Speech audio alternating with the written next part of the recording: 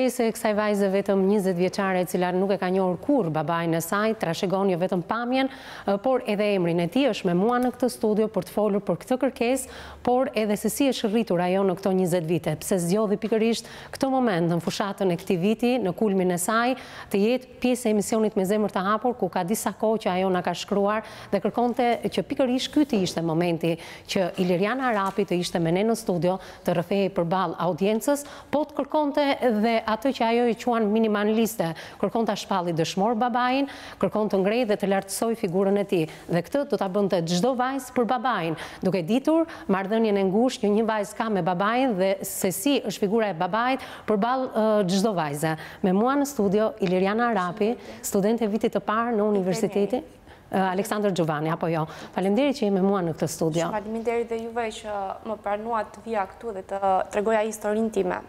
Ilirian, ti ke kohë që na ke shkruar dhe ke zgjedhur pikërisht këtë moment jesh me ne. Pse? Sepse ky ishte edhe muaji ku babai im dha jetën. Ky ishte muaji ku çdo gjë në jetën tonë ndryshoi. Unë nuk isha lindur, ndoshta dhimbja nuk ishte aq e madhe për mua, por për nënën time, prindrit e babait tim, gjithashtu dhe për vllain tim që ishte 3 vjeç dhe tash e mban mend se si është ai. Po, vllai aktualisht është 23 vjeç dhe ka qenë 3 vjeç në kohën kur humbi jetën babai. Ti do t'tregosh hapasapi, sepse ke jetuar, ke investiguar mbi ngjarjen, di shumë detaje të kësaj ngjarje, megjithatë kërkon të lartësosh figurën e tij. Janë lënë disa gjëra mangut thua ti, ai sot duhet ishte shpallur dëshmor I atdheut, apo jo? Po, duhet ishte shpallur me kohë që kur ai flijoi veten e tij. Duhet të tregoj historinë që nga fillimi, babai im ishte caktuar komisioner I Partisë Socialiste dhe atë ditë ka qenë data 29 qershor, kur kanë qenë votimet.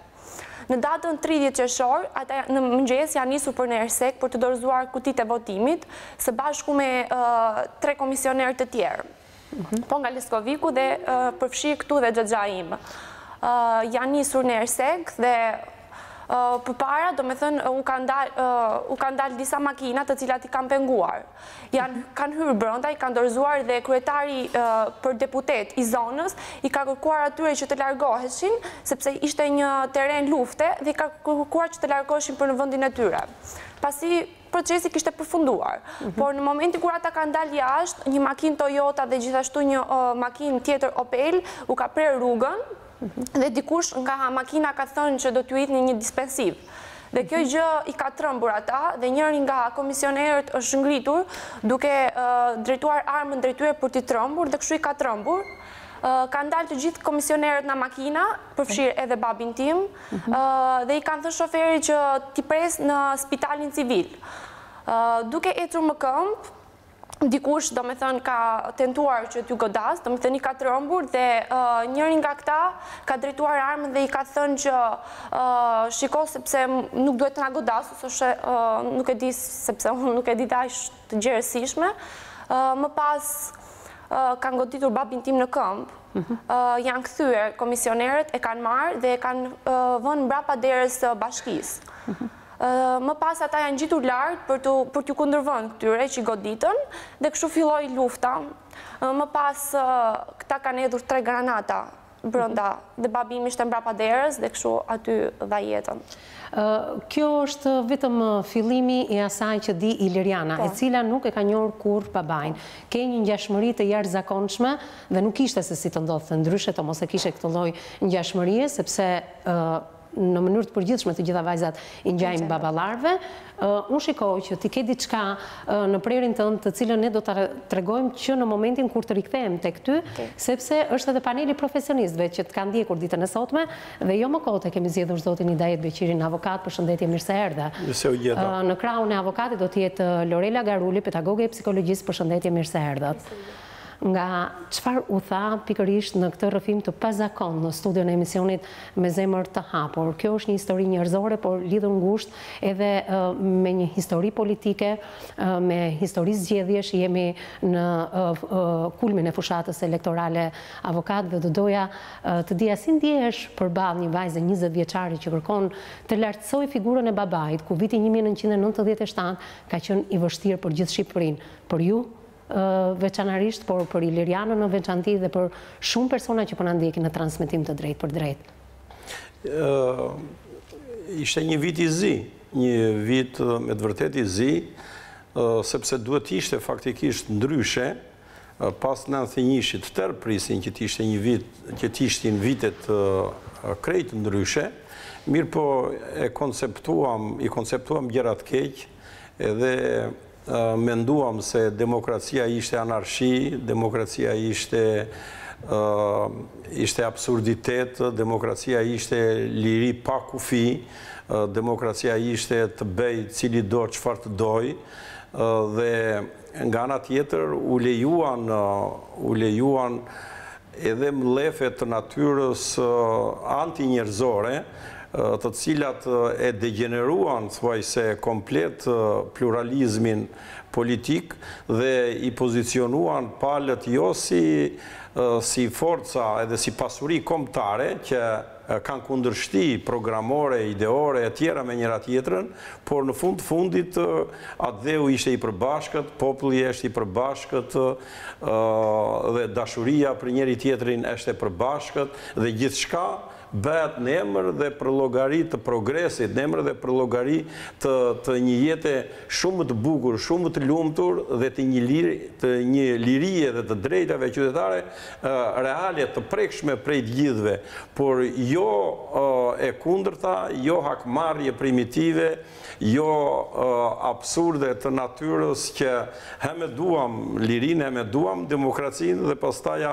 dhunojmë kutit e votimit, dhunojmë vullnetin e popullit, e shtrim këte deri dhe në akte barbare, sikurse është vrasja e një njeriu që ka marrë përsipër në emër të ligjit, në emër të lirisë, në emër të demokracisë, në emër të shtetit ligjor, ta mbroj me një përkushtim votën tënde të lirë, vullnetin tënd të lirë, dhe kur vjen problemi ati i merret edhe jeta. Është me të vërtet jashtëzakonisht e dhimbshme, dhe kur shikojmë ku kemi arritur sot, me të vërtet jemi krenar të paktën që në këto zgjedhje ne po shikojmë një tjetër klim.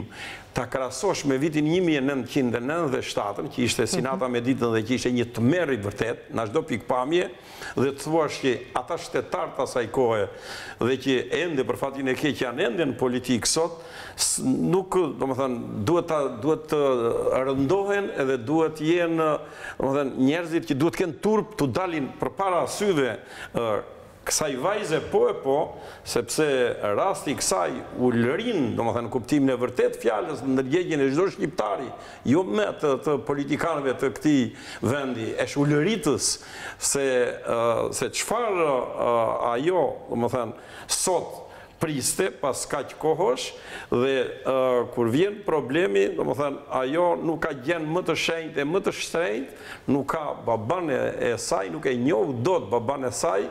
Pse?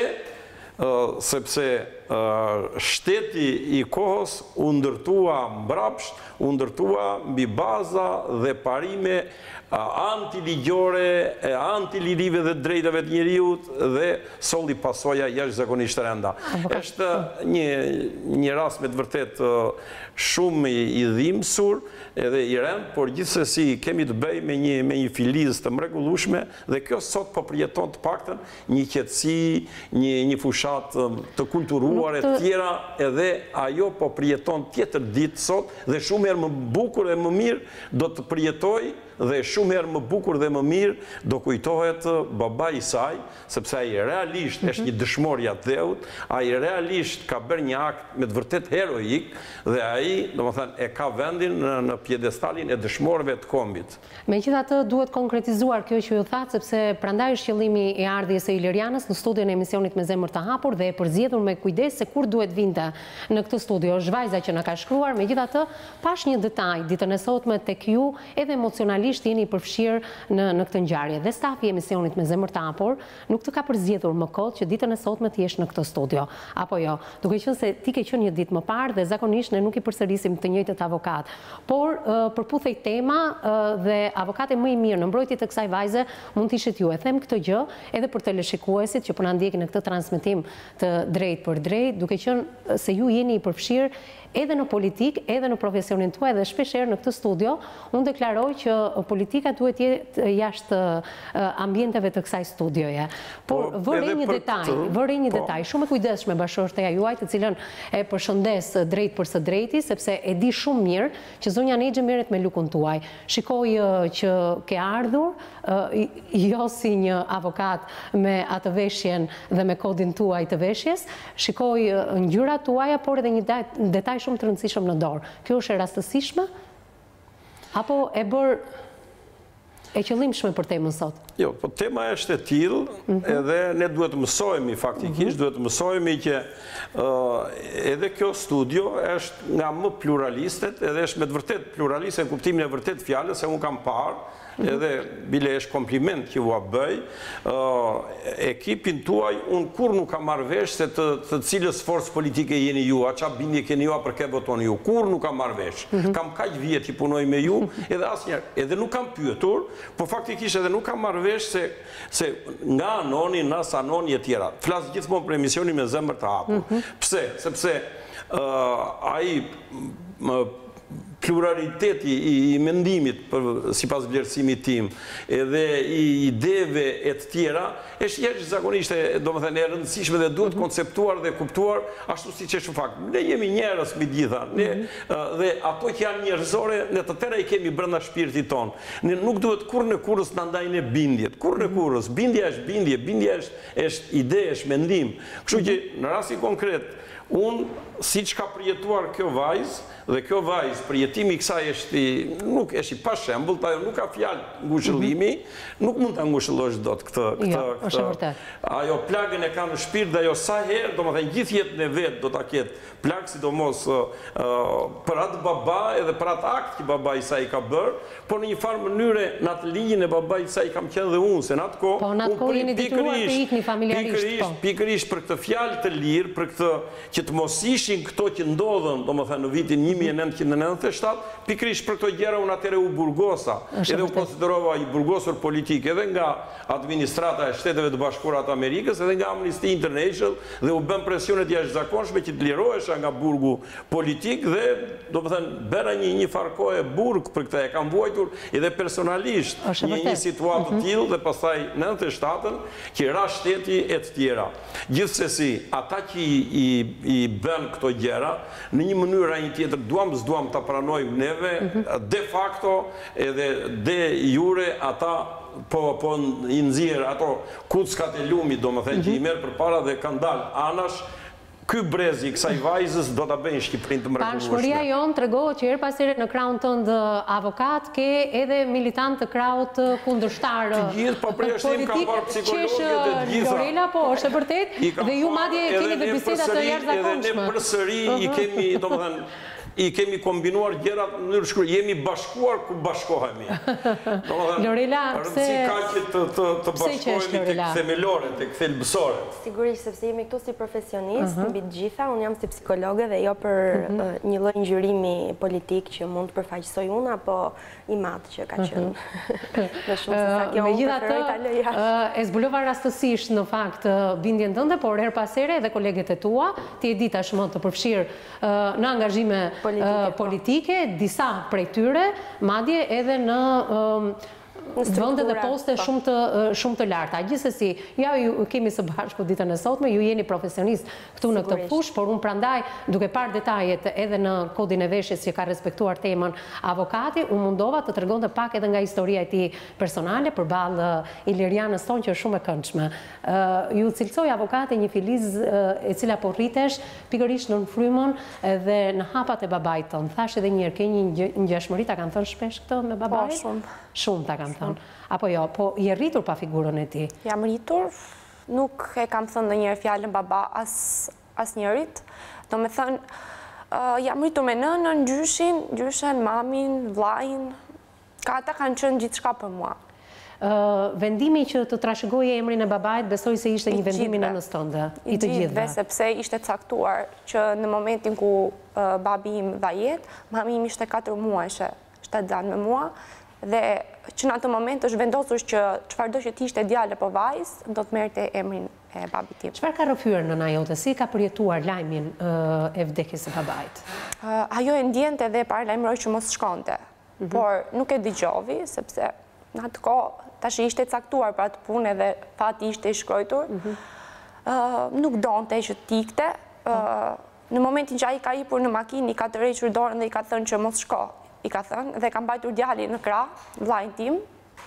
Unë kam qenë në bark, po e ndi që mami im ka vuajtur shumë deri tashi që e shoh të lumtur dhe unë për të kam ardhur këtu, se dua që ajo jetë të qesh kur të më shofi mua, sa më lartë, mua dhe vllajin tim, gjë që deri tashi ne nuk kemi përfituar as edhe një lloj gjëje, nga askush. Çdo deputet vinte në shtëpinë tonë në momentin ku kanë qenë votimet dhe vetë çka kërkonte votën dhe ne na premtonte me mira gjëra, që asgjë nuk kanë mbajtur. Deri tashi asnjë gjë. Unë tashi jam në shkollë të lartë, shkoj në Elbasan, e bëj vajtjeardhje, vllai im është i papunë, ka konkuruar 3 herë në shkollën e policisë, konkuroi, këtë vit e kapi, e futën, e mbajtën 1 muaj dhe e nxorën. Arsyeja? Arsyet e tyre nuk ka rëndësi, se janë arsye të palogjikshme. Neve mos mundohen të na hidhin hi syve, sepse populli shikon më mirë gjërat se ata. I shikon më mirë në çdo detaj, i përjetojnë më mirë se që i përjetojnë ata. Ata ndoshta mendojnë hajde se po i fusim edhe ndalin vetë, por nuk është ashtu. Ai u fut me zotësinë e vetë dhe jam shumë e bindur që ai ishte i aftë që ta merrte atë shkollë. Ka konkuruar 3 herë, siç e thash. Këtë herë u fut, i mori të gjitha provimet vetë dhe gjoja e penalizuan se kopjovi. Gjoja, se nuk ishte fare vetë. Pra ishte një arsye tepër banale, thoni ju, për ta larguar nga. Tepër banale dhe si kur ai të kishte kopjuar ose mos ishte i zoti, vetëm për këtë gjë, që baba i tij ka dhënë jetën për Partinë Socialiste, ka dhënë jetën për votën e lirë, ata duhet ta mbanin atje. E ta nxjerrin të parin nga gjithë, sepse nuk ishte njësoj që gjithë tjerët. Për mbi të gjitha që ishte i afti për atë punë, ishte një ndër më të mirët, i tretin në testet fizike, që dilta më i miri. Por gjatë në Shqipëri nuk funksionojnë fare në rregull, nuk e di. Sa të kam mbështetur nëna jote dhe vllai jot për të qenë sot live në këtë studio?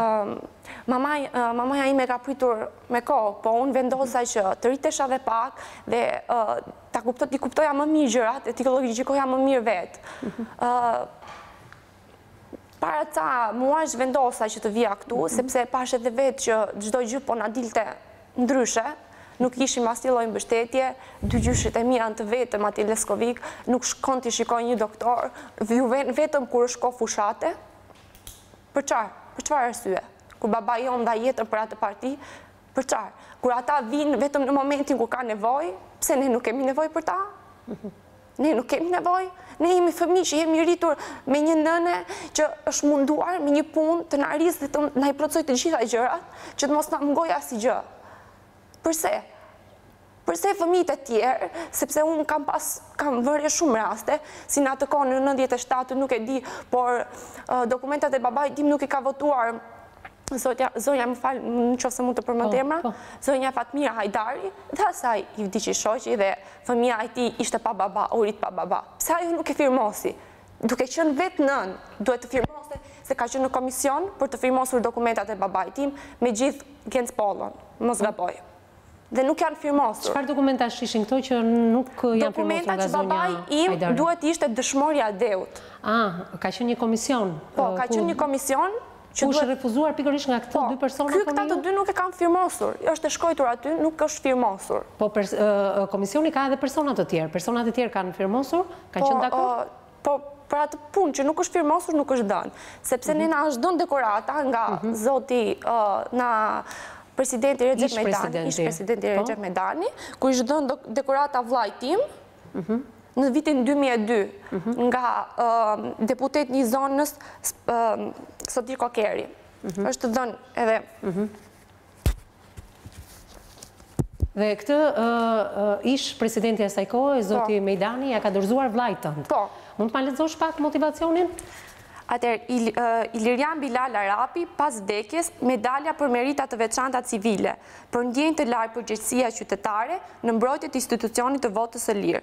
Dhe ka vlosur dhe firmosur. Dhe e ka tërhequr vllai dhe ka qenë fare i vogël. Ka qenë 3 vjeç, jo, ka qenë në 2002, më fal. Ka qenë shumë i vogël. Ka qenë shumë i vogël. Dhe aty ka pasur shumë politikanë të tjerë. Do me thënë ka qenë dhe kryetari i Partisë Socialiste në asaj kohe, që tashmë nuk është më ka humbur jetë, Arben Malo. Nuk e di, po derisa janë dhënë gjithë të gjëra, nuk e di pse nuk është firmosur ajo. Nuk e di për çfarë do arsye. Dhe ti kërkon të rikthehet pikërisht dhe të shikohet çështja të rikthehet, të shikohet çështja që babai tim t'i jepet dëshmor dhe çdo shpërblim që ne deri tani nuk na është dhënë. Çdo shpërblim që ne e meritojmë. Sepse unë nuk vi këtu të kërkoj një të drejtë që nuk e meritoj. Kërkoj një të drejtë që më është caktuar dhe më është e detyrueshme të më jepet që në momentin kur babai im ka dhënë jetë, ka dhënë frymën e fundit. Sepse ndoshta në ato momente do kem qenë unë në mendjen e tij që s'më ka parë dhe vllai im edhe nëna ime. Dhe ne të mos na jepet kjo gjë që ne dhe disi duhet të na mbanin për të vetmen arsye. Për të vetmen arsye sepse unë nuk jam drejtuar kujt në jetën time me emrin baba. Ilirian, në fakt ti e motivuar për shkak të veprës që ka kryer babai jot, duke rënë në krye të detyrës së tij të marrë përsipërsi komisioner i një force politike, nuk ka rëndësi çfarë force politike përfaqësonte ai në atë kohë. Gjithsesi ju thonin që ne meritojmë më shumë. Ai ra në krye të detyrës, nuk e meritonte pikërisht atë lloj vdekje. Ne nuk kemi përfituar asgjë për meritat e tij, të paktën ne fëmijët dhe nëna jon duhet të kishim një jetë ndryshe nga ajo që bëjmë ditën e sotme. Do rikthehem pas pak me Ilirianën, sa ajo deklaroi në këtë studio që asnjëherë në jetën time nuk kam thirrur baba. Po kur e ka kuptuar ajo që ka qenë një fëmijë ndryshe nga fëmijët e tjerë, pa ekzistencën e babait në jetë, ne do ta mësojmë vetëm pas pak se sa ka vuajtur kjo familje, jo vetëm Iliriana, po e gjithë familja Arapi. Ndjekim publicitet dhe rikthehemi një herë në studio. Mi jemi rikthyer përsëri në transmetim të drejt për drejt, në një rrëfim dhe në një histori të pazakontë për studion e emisionit Me zemër të hapur, një vajzë 20 vjeçare e cila ka humbur babain në vitin 1997 si komisioner i Partisë Socialiste, i vrarë dhe ekzekutuar në atë kohë. Tashmë ekzekutorët e tij janë identifikuar, njëri prej tyre është ekstraduar nga Greqia drejt Shqipërisë, po kryen dënimin. Prindrit e këtij personi disa kohë më parë kanë qenë pjesë e emisionit Me zemër të hapur dhe sot mbas 20 vitesh kemi vajzën e personit i cili u ekzekutua për mënyrën se si u ekzekutua. Ju erdhët sot këtu, treguat edhe medaljen e marrë pikërisht në vitin 2001 nga ish presidenti i asaj kohe zoti Recep Mejdani, dhe të ndalojmë pak jashtë pjesës së politikës.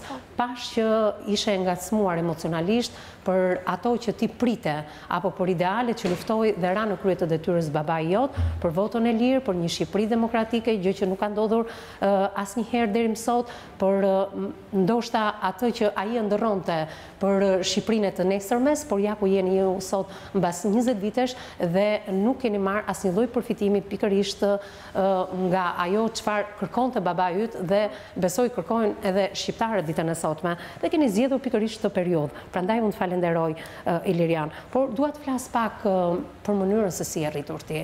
Më ngacmuan fjalët kur the unë nuk kam thirrur kurrë në jetë baba. Kur e kuptove për herë të parë që ti ishe ndryshe nga fëmijët e tjerë? Sa vjeç ke qenë? Kam qenë, domethënë, kur fillova të rritesha në periudhën kur isha në kopsht dhe kisha zënë shoqëri, dhe kuptoja që në familjen time mungonte një pjesëtar, duke parë që shoqet e mia i kishin gjithë dhe duke parë dhe njerëzit që më afronin shumë për shkak të kësaj ngjarje, më mbanin më afër hallat, tezet, xhallarët, dhe fillova që ta kuptoja pavarësisht se mua nuk më mungonte dashuria, sepse i kisha në të gjitha anët. Fillova të ndjeja mungesën akoma e më shumë të atij kur fillova që të rritesha dhe ta kuptoja që më mungonte një shtyllë në familje. Pastaj nëna ime më tregonte për të, më tregonte sa çfarë njeriu i respektuar ishte nga shoqëria, familja, nga çdo vend, ku ai kishte shkelur dhe kishte bërë shoqëri. Dhe kështu jemi rritur me frymën e një babai të respektuar këshu na i kanë kryuar, dhe jo pse na i kanë kryuar të tjerët, po këshu ishte, sepse ne dëgjojmë kur flasin, dëgjojmë personat që na i ngrejnë në pjedestal babin ton, dhe na flasin për vlerat e tij. Unë vetëm në një video e kam parë fizikisht atë, dhe e di se sa i ngjaj, e di se si ka qënë, do me thënë edhe unë edhe vllai tim i ngjajmë shumë ati. Jemi kopje të babait tonë. Jeta ka qenë e vështirë me ju, për nënën tuaj, për ju si fëmijë, për vllain, për ty, por edhe për prindrit e babait tënd, apo jo? Po. Unë jam rritur si thash me gjyshit e mi, me nënën, me maman time dhe me vllain. Gjyshit e mi akoma e vuajnë këtë gjë sepse atyre nuk u është dënë asnjë gjë, asnjë përfitim nga vdekja e djalit të tyre, sepse ishte fare i ri, ishte 30 vjeç, ndërsa nëna ime ishte 28 vjeç. Dhe ishte në lulen të rinis. Na ka rritur të dyve me halle, na ka rritur me një dhimbje të madhe në shpirt, si gjyshtemi dhe nëna ime. Ata jetojnë të vetëm tash atje në Leskovik, ku asnjë mjek nuk rrëvet t'i ndihmojë, ku vuaj dhe në sytë e tyre drita jemi ne. Po, Ilirian, sa ko keni në Tiranë juve? Në Tiranë po bëjmë 10 vjetë. 10 vite? Sepse mami im pas 10 vjetësh vdekje të babait tim, është martuar sepse ishte e re dhe detyrimisht që do krijonte një familje. Dhe tashi unë jetoj me burrin që është martuar mami im dhe me fëmijët e tij. Besoj se po ndiqemi gjërësisht ditën e sotme, nuk ishte se si të ndodhte të ndryshe, që mos të ndiqeshim edhe nga familja jote. Unë kam drejt për së drejti xhaxhain tënd, Arbenin, i cili ka qenë edhe dëshmitar okular në ngjarje. Përshëndetje, zoti Arben. Përshëndetje, zonja Eris. Ratë partë falenderoj që je pjesë e emisionit Me Zemër të Hapur, jo vetëm për të folur për figurën e vllait tënd, por për të qenë një mbështetje e jashtëzakonshme ditën e sotme, për ta zëvendësuar sadopak vllain tënd në krahët e Ilirianës, mbesës tënde, apo jo? Po, falenderit dhe juve për emisionet që ju krijoni mundësi njerëz. Zoti Arben, do doja të dija mendimin tënd në lidhje me vllain, me Ilirianin, por edhe se si e shikon këtë mbesë kaq luftarake, vetëm 20 vjeç që vjen në këtë studio dhe kërkon të lartësoj figurën e vllait tënd dhe të babait saj. Po, ajo mbesë ka shumë të drejtën e të gjithë botës që të dalë dhe kërkojë ato të drejtë. Ne jemi përpjekur me 10 herë për të drejtuar organet kompetente. Unë kam qenë dëshmitar okular aty me kutinë e votimit në dorë me gjithë vëllan, kur jemi sulmuar në një grup banditësh dhe policësh, shteti. Që qyteti e sekës i di dhe i ka në listë aty. Një pjesë atyre janë dënuar, dhe sa një pjesë të tjerë kanë marrë ratin me pashaporta diplomatike. Kanë ikur. Kupton si? Po gjatë gjithë kësaj kohe, familja time dhe ajo mbesë që nuk e ka parë baban, kanë vojtur jashtëzakonisht.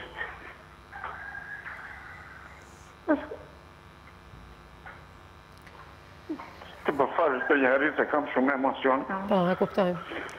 Ajo mbesë ka shumë të drejtë në gjithë botës, bashkë me atë nipin tjetër. Edhe prindrit e mi janë sot e kësaj dite në Leskovik dhe s'kam përfituar absolutisht asnjë gjë nga kjo ngjarje. Kupton? Janë në vuajtje, janë në mirë. Në mjerim janë 2 plek në pension. Dhe nuk ka kushu ashtu, sepse të gjithë me fëmijët e tyre jemi larg. I vetmi njeri që ishte pranë tyre u vra,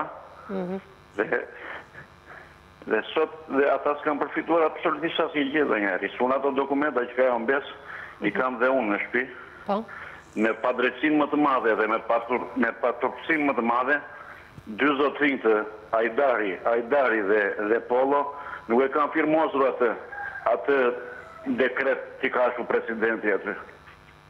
Kupton ti për të përfituar dhe këta fëmijë që ajo i la jetin. Të kuptova. Zoti Arben, unë jam shumë. Po. Unë jam shumë dakord, ajo mbesa time ka dalë aty. Dhe bravo i qoftë, se duhet të shkim dalë në përpara. Po, hallet në një të shmagin a çdo gjë. Duke përfituar, zoti Arben, që ju kam në lidhje të drejt për drejt telefonike, po në ndishni, telefonuat, jemi në kulmin e fushatës elektorale të këtij viti. Çfarë mesazhet do t'i përcjellë gjithë klasës politike, pa mbajtur krah politik apo bindje politike që ju i përkisni, çfarë kërkoni ju sot nga ata? Unë pavarësisht ngjarjes që ka ndodhur, unë prapë i përkas atij krau politik, edhe gjithmonë kemi kontribuar në vazhdimsi dhe unë i bëj thirrje sot. Që me qenë se kjo çështje u bë publike, ata zotrinj dhe klasës time, të kraut tim politik, ta shikojnë në vëmendje dhe ta vlerësojnë maksimalisht të paktën të bëjmë për ata bjuniprit e mi, edhe për ato gjithë leqer atje. Këtë thirrje u bëj atyre, zotrinjve. Sepse më duket se e kanë kaluar në eshtje. Çdo lloj gjë. Është koha për të shpallur dëshmor, vllajin tuaj i cili ra në krye të detyrës. Vllai tim është shpallur, më fal. Vllai tim është shpallur dëshmor, po për neglizhimin dhe për atë që partitë i kanë qenë të ndara më dysh, dhe njerëz u kanë dhënë njerëzve që kanë rënë për pritat duke vjedhur, u kanë dhënë të thjeshtë dhe këtij vllai tim që u vra barbarisht në gjysma e shtetit, në policinë e shtetit, edhe nga militantët e Partisë Demokratike nuk i kanë dhënë të drejtë. Nuk i kanë dhënë asnjëherë të drejtë dhe nuk i kanë dhënë as pensionin. Dhe pensionin që kemi nxjerrë ne me ato përpjekjet tona. Kupton ti? Të kuptova. Unë prandaj u bëj thirrje sot që partia time dhe jo partia time, po shteti shqiptar ta vlerësoj atë mbes aty që ka dalë. Kupton ti që se ka parë baban me sy, edhe ta ndihmoj dhe ta përkra sa të ketë mundësi. Përpara se të falenderoj zoti Arben për këtë mesazh të fundit që dhe drejt për së drejti në këtë studio, po Ilirianët, çfarë do t'i thoje sot? Ilirianët sot t'i them që e dua shumë. Mos mërzive, po unë mundësitë e mia kanë qenë të pakta, do me thënë unë ashtu si prindrit e mi, unë se ka patur mundësi, kam ndihmuar, po mundësitë e mia janë të pakta, nuk u... Arben, i them që i dua fort. Ilirian, më fal, Arben, sa i ngjan Ilirianit vajza? Si? Sa i ngjan vllajt vajza? Mbesa Iliriana, sa i ngjan tjatër? Vajza është kopjo e vllajt. Edhe unë kur shikoj atë të shmallën. Po kur shikon artikulimin e saj, mendimet e saj, këndvështrimin për të ardhmen, sa i ngjan babait në këtë pikë? Ajo i ngjan shumë, sepse dhe ai ka qenë një njeri i qetë, një njeri me parime, një njeri që nuk ka bezdisur në jetën e tij kur asnjëri. Do me të luftovi dhe shoqërovi kutinë e votimit. Gjeti me komisionerët atje, bashkë me mua, kemi vajtur, kemi dorëzuar kutinë e votimit, nuk i kemi thënë njeriut plash me gojë, kemi vajtur vetëm për të çuar atë që votovi populli. Kaq kemi. Zoti Arben, të përshëndes dhe faleminderit që ju bashkove studios emisionit Me Zemër të Hapur. Këto fjalë zemre, fjalë vllai, por dhe xhaxhai drejt për së drejti në këtë studio. Faleminderit edhe një herë. Iliriana, të pash u preke me xhaxhain më shumë se ç'duhet, apo jo? Ti je një vajzë fort, janë babait jashtëzakonisht shumë, si 2 pika ujë, thot, ne çmallemi, tha xhaxhai yt, megjithatë pamundësia për të qenë akoma dhe më shumë në krah, ndoshta e bëri që edhe ai të përlotet bashkë me ty në këtë studio. Besoj se ti e kupton se kaq janë mundësitë. Po, e kuptoj shumë mirë. Nuk ka çfarë të bëjmë shumë se ne jemi përpjekur për të bërë diçka, po nuk ja kemi arritur të marrim ato që duan, sepse askush nuk na i ka hedhur shikimin, të paktën shikimin, asnjë gjë tjetër. Mendon se do ndryshojë diçka mbas transmetimit të emisionit Me Zemër të Hapur ditën e sotme? E shpreson? Prandaj erdha këtu me shpresën më të madhe që kjo gjë të zgjidhet. Dhe kam shumë besim që do zgjidhet. Ndalojmë pak tek Iliriana për te asaj për çfarë ti ke ardhur në studion e emisionit Me Zemër të Hapur për të njohur pak më tepër Ilirian. Apo jo? Përse zgjodhe degën e infermierisë pikërisht si një zanat dhe si një profesion që për të ardhmen besoj se duhet të t'japi shumë? Po, e kam pasur ëndër që e vogël të bëhesha mjeke. por në pamundësi për ta kapur shkollën e mjekësisë të përgjithshme dhe në pamundësi për ta kapur në Tiranë, sepse ashtu ishte matura e vitit të kaluar, e ka Panel Basan, edhe ëndra gjysh vetëm ka qenë që unë të bëhesha mjeke. Më pëlqen të shumë të ndihmoja njerëz, më pëlqen shumë të merrem me njerëz që vuajnë, me njerëz që kanë nevojë, dhe këtë e bëj sepse e di se çfarë do të thotë të kesh nevojë. Dhe pikërisht prandaj ka qëllim edhe përzgjedhja e degës dhe profesionin në të ardhmen që ti do kesh. Çfarë studente është Iliriana? Sa studion Iliriana? Unë studioj shumë, është shumë e vështirë. E di. Më duke më e lehtë, por tash që hyra më duket tepër e vështirë, sepse kanë shumë volum, ka shumë fjalë, ka shumë gjëra që nuk i kam ditur më përpara, por do t'ja arri. Do t'i arrish? Po. Edhe je vendosur për këtë? Jam e vendosur. Normalisht, sepse i ngjanë edhe babait në këtë pikë. Ilirian, duke parë që rinia shqiptare po ikën nga dita në ditë e zhgënjur pikërisht nga gjithë ajo çfarë po ndodh në Shqipëri, ti si e mendon të ardhmen tënde? Të ardhmen time. Për që se ke përzgjedhur dhe një profesion që duhet shumë në Europë. Kam zgjedhur një profesion që duhet në çdo vend botës, sepse është një profesion që nuk ka vdekje kur mendoj, nëse jeton njeriu dhe ky profesion do jetoj gjithmonë. Mendoj që nuk e mendoj të ardhmen time jashtë, sepse vendi im është Shqipëria. Ndoshta mund të shkoj të punoj dhe të kthehem prap, por që jo të jetoj jashtë shtetit. Kur shikon pikërisht studentët e tjerë më të rritur se sa ty që aplikojnë për të shkuar dhe për të siguruar një vend pune në Gjermani, çfarë mendon? Mendoj se është një zgjidhje shumë e mirë, por që unë nuk jetoj dot larg familjes time. Dhe ndoshta mund të shkoja sa për të siguruar jetën time, ndoshta që në të ardhmen të kem diçka që e kam krijuar me forcat e mia dhe më pas të kthehesha këtu. Ti ende nuk i ke bërë 20 vjeç, i bën në nëndor, apo jo? Dhe besoj kjo është hera pare jotja që do votosh? Po, është hera parë. Është hera parë. Do shkosh të votosh? Nuk e di, jam në mëdyshje, sepse edhe si të votoj edhe si mos votoj është njësoj. Në qoftë se ata nuk bëjnë gjë për ne, atëherë nuk do të votoj. Në qoftë se ata bëjnë diçka për ne, atëherë unë me bindje më të madhe do t'u ajet votën. Jo vetëm unë, por dhe familja ime, sepse nuk jemi pak, jemi shumë. Jeni shumë. Jeni shumë dhe të gjithë keni vendosur që të bojkotoni zgjedhjet, mos votoni? Tashmë është njësoj, si që tash dhe më parë, si ta hedhim në votën, si mos ta hedhim në votën, është njësoj për ata nuk ka vlerë, asi gjë, unë e kam kuptuar, jo tashi, por më përpare kam kuptuar se gjithë shka është me interes, gjithë shka është, nuk e di. Por edhe në qoftë se do të votoj, do t'ja ithja ati personi, asaj partije për të cilën babai im ka dhënë jetën. Je bindur për këtë? Po, jam e bindur. Apo jo, pse je lëkundur? Kur të gjithë bashkëpunëtarët e tu me zore presin, me padurim, votimin e tyre të parë? Nuk e pres me padurim, sepse më duke diçka, ku diun, e parëndësishme. Më rëndësishmja do t'ishte në qoftë se ata bënin aq shumë për ne, për shoqërinë, për të rinjt e sotëm, atëherë po. Po kur shkon në shkollë në universitet dhe e shef se si çfarë muje bëhet, jo vetëm në universitet, në çdo lloj pune, se unë e kam parë, njerëzit i shohin gjërat, janë brenda tyre, nuk munden t'ju edhin shqiptarëve hi syve, asnjëri. Sepse kemi parë që çdo gjë mund të merret edhe pa merit. Dhe një nxënës që mëson, një nxënës që mund t'ja dali, më njanohet.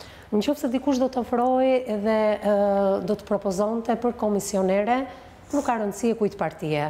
A do shkoje ti ta bëje pikërisht këtë detyrë? Për cilën dha jetë baba jot? Ndoshta, edhe më nuk e di. Ka shkuar ndonjëherë në përmendje? Në përmendje nuk më ka shkuar, sepse që dikush mund të ofrojë rolin e komisionerit? Nuk jam marrë shumë me politikën, nuk më pëlqen të merrem. Po gjithmonë ka një fillim, apo jo? Ka një fillim gjithmonë, por nuk më pëlqen. Nuk të pëlqen? Nuk më pëlqen, sepse, nuk e di, nuk kam ndonjë mbështetje, ku diun, nga një parti, dhe që mund të shkoja, po që jo. Sa ndjek politikën ti? Sa ndjek? Ose sa e përfshirje në politikë? Gjërat kryesore që ndodhin, i ndjek. Nërsa e përfshirë që ti ndjek, do me thënë në çdo votim, në çdo miting që bëjnë, në çdo mbledhje që bëjnë, jo. Të ofruar ndonjë propozim për të ofruar në strukturat e ndonjë partie? Jo, në qoftë se të ofrohet?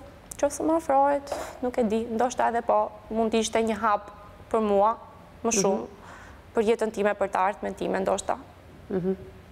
Pra, nuk i thua jo politikës, apo jo? Nuk i them jo, por edhe po me bindje të plot nuk i them. Në qoftë se ata, mendimi im është që në qoftë se ata nuk bëjnë diçka, sidomos për ne jo për të tjerë, sepse unë flas për veten time, përfaqësoj veten time, vllajin tim, familjen time, në qoftë se ata nuk bëjnë diçka për ne, pse unë duhet të shkoj të ndjek ata? Për çfarë arsye? Megjithatë, në politikë është një parim që duhet të mohosh veten tënde dhe duhet punosh për të tjerët, apo jo? Veten time s'kam të ta mohoj asnjëherë, sepse nëse kam mohuar veten time, kam mohuar familjen, mbi të gjitha babain tim, që kështu s'kam se e mohoj veten. Je shumë e pjekur në fakt ashtu siç tha edhe xhaxha yt, je krenaria e saj familje, ato janë besim plot që ti do ta çosh dhe do ta realizosh deri në fund ëndrrën e babait tënd, por jo vetëm. Edhe atë çfarë i takon babait tënd të qeni dëshmor dhe përfitimet e këtij statusi për cilin unë do flas me avokatin pak më vonë, që jo rastësisht është ditën e sotme në studion e emisionit Me Zemër të Hapur. Unë dua të kaloj fillimisht tek Lorela për të folur për këtë vajzë ditën e sotme dhe për këtë temë të emisionit Me Zemër të Hapur, një vajzë e cila jo vetëm përngjan me babain si të gjitha vajzat, jo vetëm nuk ka thirrur kurrë në jetën e saj fjalën baba, po vjen këtu e vendosur për ta lartësuar figurën e tij. Çfarë do të më thotë Lorela sot? Faktikisht është e vështirë, jemi gjithë shumë të përfshirë, nga ngjarja ka shumë emocionalitet brenda, megjithatë unë vlerësoj shumë faktin që ndodhet sot, siç e theve ti kur po flisje me xhaxhain, është shumë luftarake, është shumë kërkuese, këmbgulse dhe kërkon të drejtën. Po jo, dhe shumë saktë në mendim, a? Dhe bën shumë mirë, sigurisht, mbas edhe vështirësitë që ka pasur dhe në rritje ose mungesa e teatrit, dashje apo pa dashje e kanë rritur pak para kohe, gjëra që sigurisht që ndodhin në rastet që ne rritemi pak më të brish se sa tjerët. Do më thënë, dhe fakti mua më bëri përshtypje edhe një gjë. Këtu në studio nuk është as i vllai që është më i madh se sa ajo, nuk është as nëna, por është Iliriana, që është antarja dhe pjesëtarja më e vogël dhe më e re e familjes. Që sigurisht kjo dëshmon për atë karakterin e saj këmbgulës dhe luftarak. Kërkon të drejtën, përtej ngjyresave politike, më falni, unë nuk dua të hy fare asaj pjese.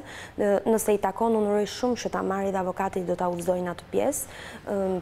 Kjo është gjëja më e rëndësishme. Mbase pjesa që është rritur pa baba, unë kam përshtypjen e shoh goxha të mirë përshtatur socialisht, le të themi, apo emocionalisht, me sa duket ka pasur shumë mbështetje si nga nëna, e ka ditur ta luajë shumë mirë rolin e saj edukues, një figurë ka përfaqësuar shumë mirë mbase edhe mungesën e teatrit, mund të ketë raport shumë të mirë me vllajin, nuk e di, pjesa familjare e lidhjeve me gjyshrit, xhaxhallarët, në një farë mënyre mund ta kenë ndihmuar që sadopak në një farë mënyre të ndjej më pak mungesën dhe boshllëkun. Sigurisht që kjo është një ngjarje shumë e trisht dhe unë bie dakord me avokatin atë që thanë fillim, ne nuk e ngushëllojmë dot, sepse humbja dhe mungesa është e pamohueshme dhe është shumë nuk kemi fjalë ngushëllimi, por fakti që ajo ka trashëguar këtë duhet të jetë shumë e kënaqur që të paktën gjenetika e ka ndihmuar në një farë mënyrë trashëgimia. Do të flasim për gjenetikën dhe për ngjashmërinë e Ilirianës dhe jo vetëm të vajzave me baballarët, vetëm pas pak do marr mendimin tënd dhe në fund do ta mbyllim natyrisht me avokatin i cili do ta orientoj siç duhet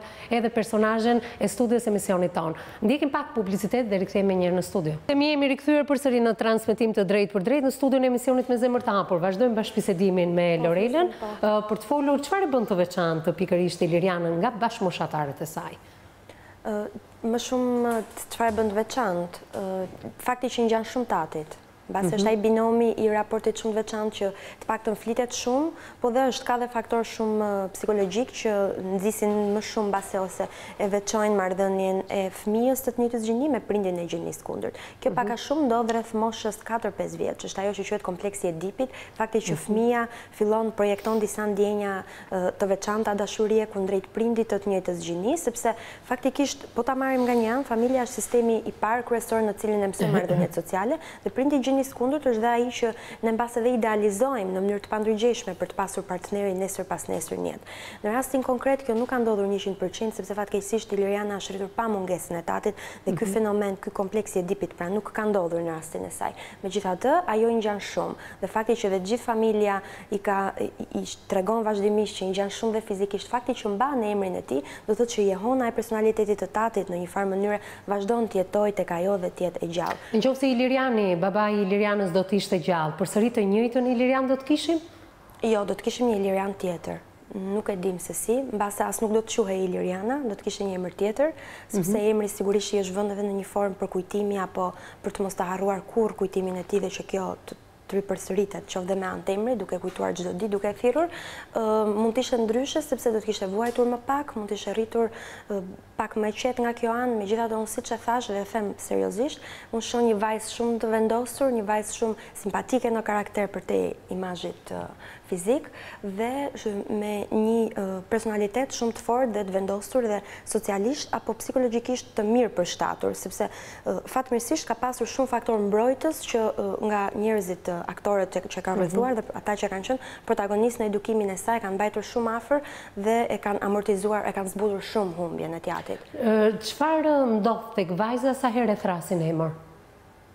Mbase është mësuar me këtë pjesë tani, momente të tjera unë jam e bindur që i kujtohet Jati dhe kjo përtej faktit që e ndihmon, i ka ndihmuar dhe të tjerët për të mos të harruar dhe për ta pasur në një farë mënyrë gjithmonë të pranishëm aty, mund t'i rikthejë më falni dhe dhimbjen disa çaste. Në disa çaste mund t'i rikthejë edhe dhimbja. Fakti që nuk do të shkoj për të votuar, për ty si psikologe, çfarë do të thotë? Nuk e lidh shumë me ato që i ka ndodhur me teatrin, sesa e lidh me kushtet, me kontekstin social, politik, në cilin ndodhet shoqëria shqiptare. Faktikisht është shumë dëshpëruese dhe shumë trishtuese që të rinjt, të paktën dhe ata që votojnë për herë të parë kanë kaq pak besim tek politika, janë kaq zhgënjur për saj, nuk shohin zgjidhje, nuk shohin shpresë, duan t'i ikin jashtë.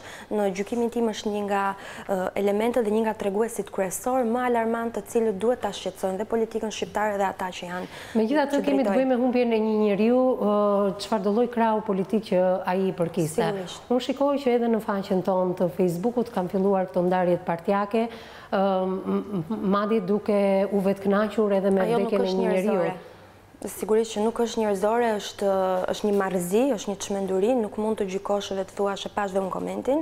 Më duk shumë i papërshtatshëm faktikisht për hir të së vërtetës, sepse në radhë parë ne jemi njerëz dhe për më tepër, nëse këto janë krime në një farë mënyre me baza politike, krime lufte etj, ka qenë luftë civile dhe kanë humbur jetën shumë njerëz, si socialistë ashtu dhe demokrat. Dhe sigurisht që nuk mund as të presim, as të konsiderojmë si ndëshkim asnjërin palë, absolutisht. Është njerëzore që ne të ke një këshill të vogël ndoshta edhe për ato luhatjet emocionale që ishin dukshëm të dallueshme ditën e sotme tek Iliriana. Ke një këshill, qoftë edhe një bindje për të shkuar për të votuar, për ta provuar atë ndjesinë e votës së parë? Sa i përket ndërgjegjes qytetare, unë këshilloj çdo qytetar që të votojë sepse nuk është ai bojkoti nuk është i mirë. Ne mbase si për të pasur një ndërgjegje dhe një vetëdijsi më të lartë qytetar, unë këshilloj të gjithë sepse nuk tregon indiferenca asnjëherë nuk është e mirë. Më mirë le të mbajmë një qëndrim. Kështu që unë këshilloj që të shkoj të votoj përtej sado që të votoj për një krahun e kundërt bindjeve të mia politike. Ajo ka ardhur dhe thotë, kushdo qoftë nga krahu politik që do bëj diçka për shpalljen dëshmoria të dheut i babait tim dhe përfitimi më pas i vetë Ilirianës dhe familjes së saj nga statusi i dëshmorit, për atë unë do hedh votën. Sepse shikon politikën si një instrument në një farë mënyre, si një rrugë që do ta ndihmojë në mënyrë praktike për të zgjidhur problemin që ka dhe për të marrë atë që e meriton. Këshill tjetër që është pak më e përgjithshme është që fakti që ti kërkon të drejtën sot, unë të komplimentoj për këtë dhe them që mos të heqësh kurrë dorë nga të kërkuarit e drejtës kur ti e kesh. Falenderoj Lorelën për të kaluar tek avokati. Do ta mbyllim me ty dhe i gjithë kjo fash orari deri në përfundim të emisionit i këtij minutazhi të takon ty avokat. Kërkon të shpalli dëshmoria e dheut, babai me shumë të drejtë thatë që në krye të komentit tënd në fillim të këtij emisioni në minutat e para. Por edhe përfitimi pastaj nga statusi i dëshmorit, për çfarë do t'i shërbente shumë kësaj vajze dhe familjes së saj, është diskutimi që besoj duhet prekur në këto momente. Problemi është që, sikur se thatë edhe për komendet se si bëhen, por e njëjta situatë edhe kur është diskutuar për t'i dhënë statusin e dëshmorit atë dheut Ilirianit, ka dalë në plan të parë dhe mbi të gjitha kanë dalë bindjet, kanë dalë ndasit partijake. Çka është me të vërtetë është dëshpëruese dhe jo vetëm është dëshpëruese, po edhe shumë dëmsjellëse. Ka ardhur momenti që ky vend duhet të ndahet përgjithmonë nga e keqja. Dhe e keqja, sipas vlerësimit tim, është ajo që shtetin ta konsiderojmë sikur është i partive. Institucionet e këtij shteti i konsiderojmë sikur janë të partive dhe administratën publike ta konsiderojmë sikur janë pjesë të partive.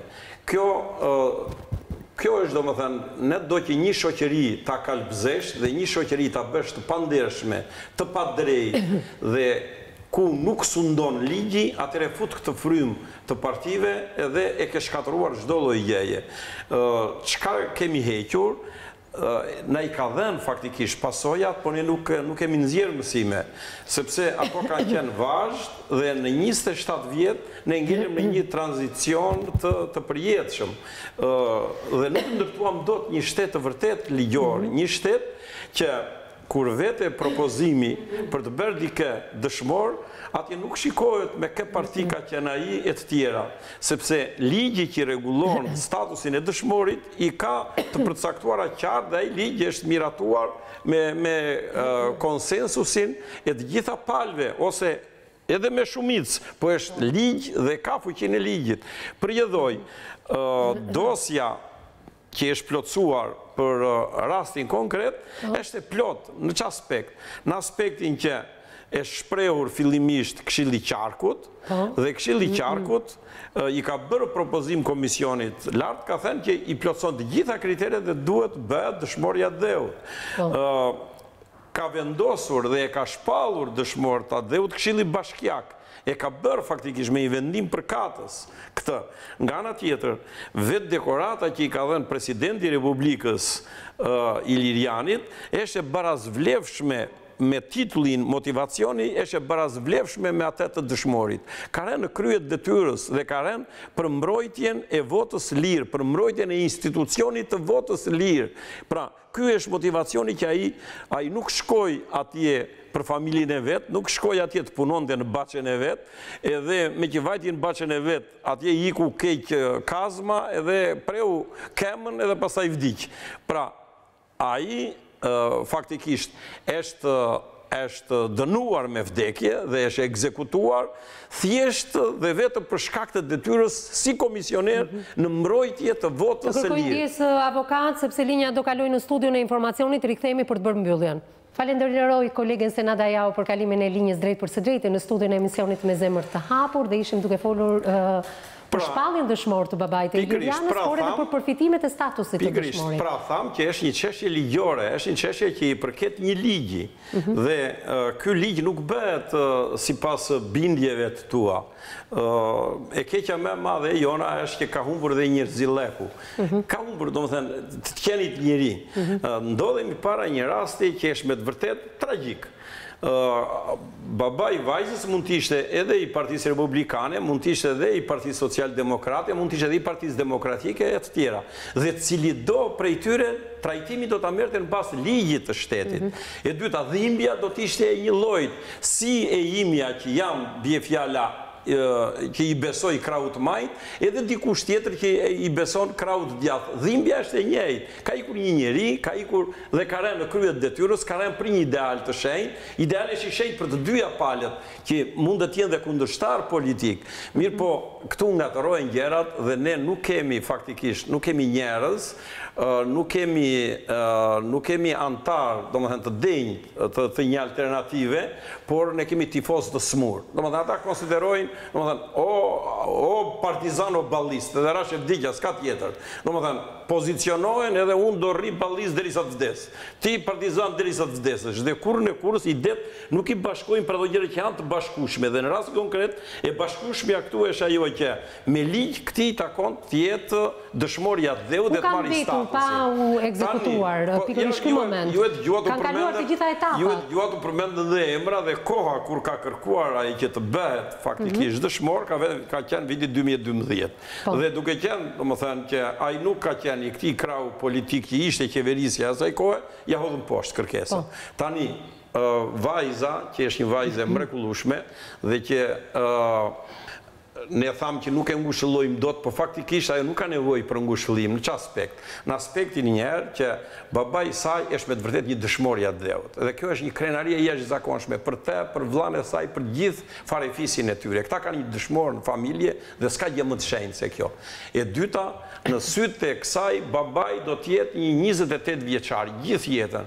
Ne të tjerë, do më thënë, fëmijët na kanë parë 26 vjeç, 27 e tjera, dhe tani po na shikojnë edhe, do më thënë, të moshuar ndryshuare do jemi dhe të vdekshëm në kuptimin edhe të moshës, kurse ajo baban do ta ketë të ri, do ta ketë, domethënë, siç e shikon në fotografia i është babai i saj. Dhe tjetër, kemi një reagim të zotit Genc Pollo në lidhje me historinë që po trajtojmë ditën e sotme në studion e emisionit Me zemër të hapur.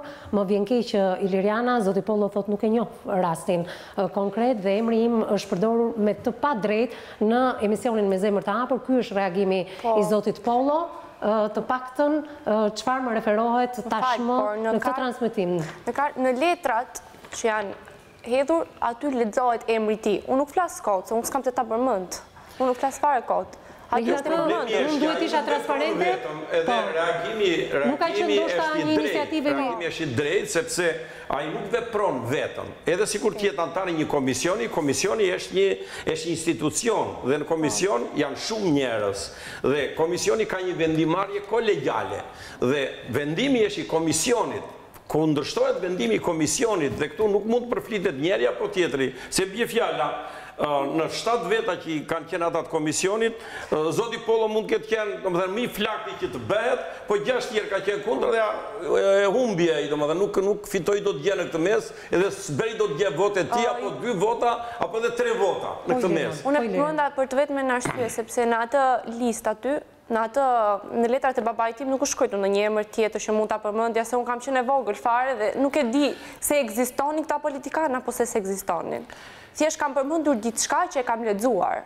Gjithsesi tani detyra jote është që ja ke nisur këtë punë dhe ti duhet ta mbitisesh këtë punë. Punën e parë do t'i bësh një kërkesë komisionit pranë Këshillit Ministrave dhe do t'i thuash ju lutemi më vini në dispozicion dosjen që u ka ardhur për të shpallur dëshmor babai im Ilirian Arapi dhe ata komplet dosje do ta japin tyja.